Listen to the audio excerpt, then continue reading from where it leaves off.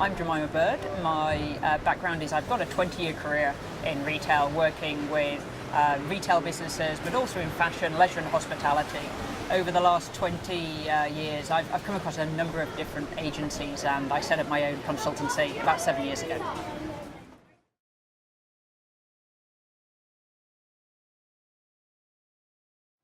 Yeah, I think what retailers are finding, and particularly what I found when I was at the co-op, was that customers want to get in and out of an environment. It's why convenience shopping is really on the up, because who wants to go and spend all this time in a big box when actually you can walk in, get something, get out? So cashless was becoming really, really important, because I don't want to queue. And actually from a retail perspective, why do I want to man a load of tills when tech is there for me to enable somebody to literally tap and go? Actually, the emerging trends on top of that is how do we speed that up even further? So it's not just Apple Pay or contactless. It's also how do I scan on the go? How do I actually check out as I'm walking around the store so I don't even have to pause at the end? In terms of who's driving the trend, I think you've got a mix. I think you've got a consumer, and particularly a younger audience, that is moving at the speed of light. Yeah, they want to get in, they want to get out, they want to get their stuff done, and they want to be moving on with their lives. And moving on with their lives is part of the transaction process as well. So I want something, I want to be able to order it on my phone, I want to go into a store, I want to collect it, I want to try it on, I get Amazon to deliver it home for me, and I want to go out in it tonight. And that is actually just part of my customer journey. Is completely different to how it was in the past. So you've got a very, very hungry consumer for that tech-enabled life. From a retailer perspective, they're trying to catch up with that.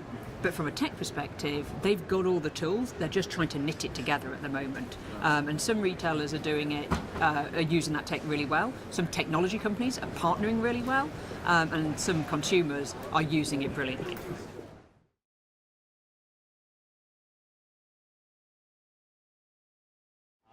I think as a minimum these days, retailers have got to have a contactless tills at the checkout. Yeah? So you don't need to go to a checkout and queue. You can go to a POS system where you can self-scan, self-tap out, and go. That is, I'd say, an absolute basic, and it's so affordable now, and it pays for itself because you don't need the personnel to stand behind that and serve. Therefore, you can afford the infrastructure. What it allows retailers to do, though, is take the hours out, put that into customer service. And that's the benefits of cashless society and contactless pay, is you can put more hours into service rather than more hours into serving at an end of a transaction.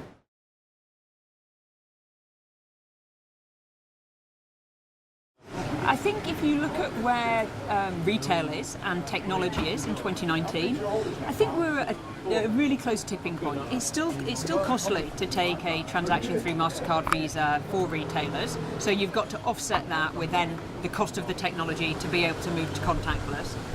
But if you then flip against that, I haven't got a load of cash in my store.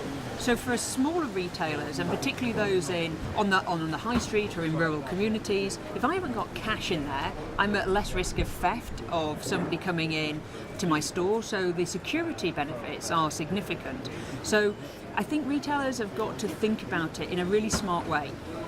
I can take costs out by not having to have the hours in the security infrastructure, but I've got costs to put in because I've got to put the technology and the charges to MasterCard, to Visa. I think it's a cost worth taking, because if you don't have the data and the speed of serve, then you're not going to have that customer for very much longer.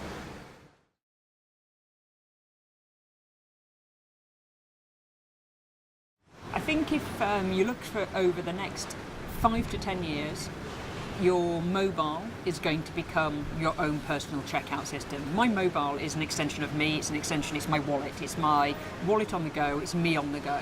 If I can walk around the store and be self-checking out, then that's a game changer, because it's saving me time. I can get on to go do the things that I want to do. And I think retailers who don't embrace that's where the future is going to be, are going to be the retailers that are going to be left behind. It's where the high street's got a huge opportunity of reinventing itself.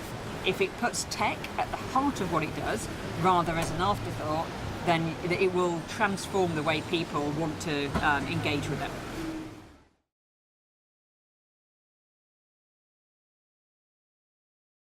I think we're in a really interesting dichotomy in that within a generation, people who this is just not there for cashless society and contactless pay, they're not going to be here.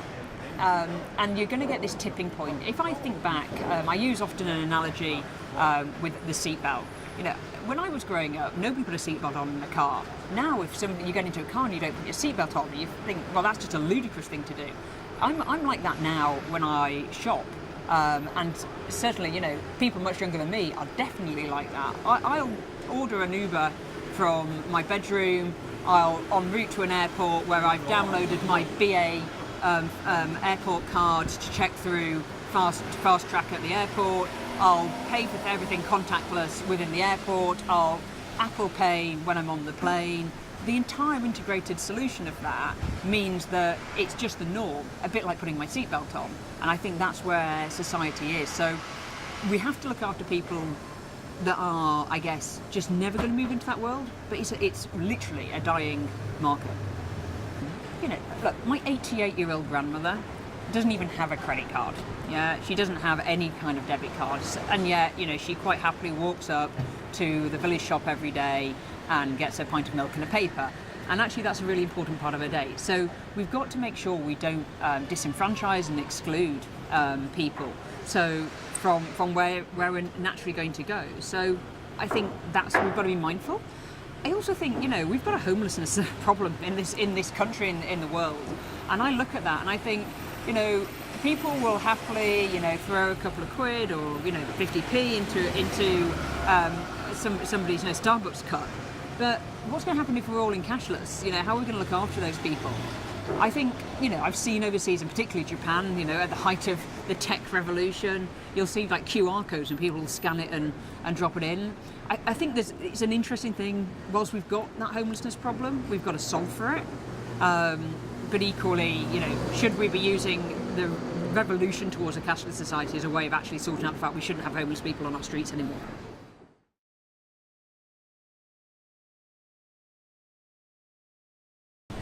Consumers, and particularly young people, are really savvy about this. Is everybody knows that everything that they do is leaving a digital footprint. You know, from this morning to moving here, I've probably left 1 million digital footprints. What I want somebody to do with that digital footprint is make sure it's utterly personalised to me. There's a recent report out that shows that over 60% of people are really, really happy to give their data if their data is going to be personalised immediately to them. And what that means is, I don't want it aggregated.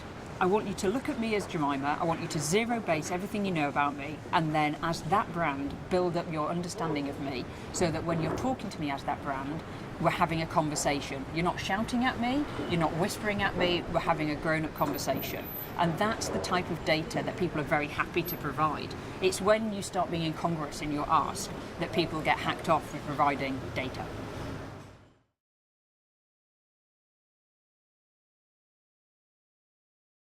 I think cashless will happen within a decade. Personally, I think it'll happen within 5 years. Some people say a generation. I think if you only need to look at the speed by which tech and data and digitalisation has transformed everything we do, there's no way that cash is going to be a prevalent wallet activity within the next 5 years.